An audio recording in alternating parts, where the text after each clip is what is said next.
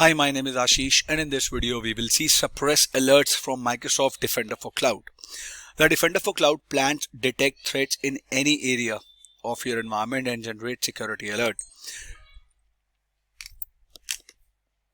When a single alert is not interesting or relevant, you can manually dismiss it. Alternatively, use the suppression rules feature to automatically dismiss similar alerts in the future. So what would an admin do with suppress alerts that we have identified as false positives? Suppress alerts that are being triggered too often to be useful.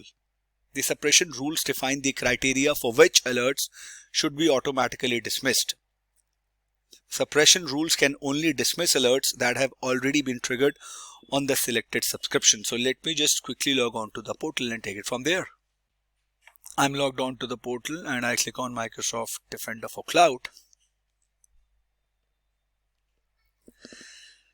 I'm here to create a suppression rule. I go to my sample alerts, the alerts that I generated in the previous video. And let's say I locate a specific alerts that I don't want to see anymore. And I can create a suppression rule. So if I select this alert,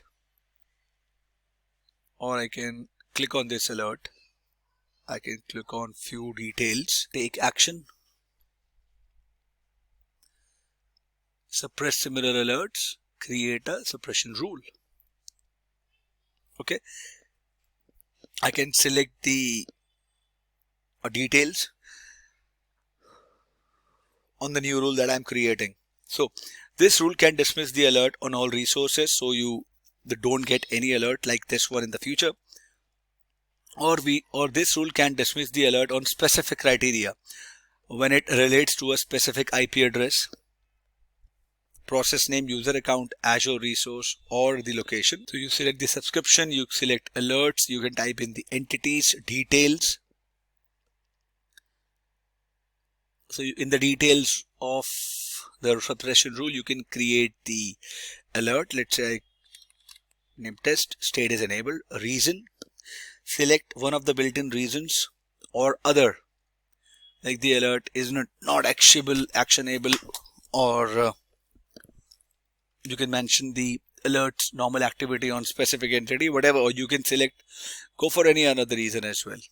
Okay, now you can you can optionally test the rule using the simulate button, which is this, if you want to test it. And if you want to view the suppressed alerts, now alerts that match the enable suppression rules will still be generated, but it won't take an action, right? So, but their state will be set to dismissed because you have created a suppression rule that is taking action in the backend.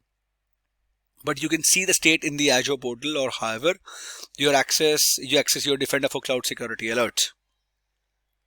You can filter the view alerts that have been dismissed by your rules. You can see the options filter if I go back and do not create a suppression rule.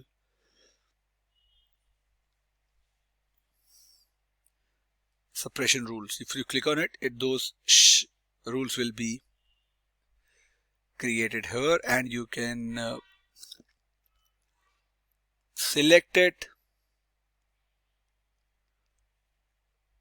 You can add a filter. This way you can filter the alerts as well. You can say dismissed. Alright, I hope this was informative for all of you guys. If you still have any queries, please mention them in the comment section, and I'll see you guys in the next video. Thank you. Have a good day.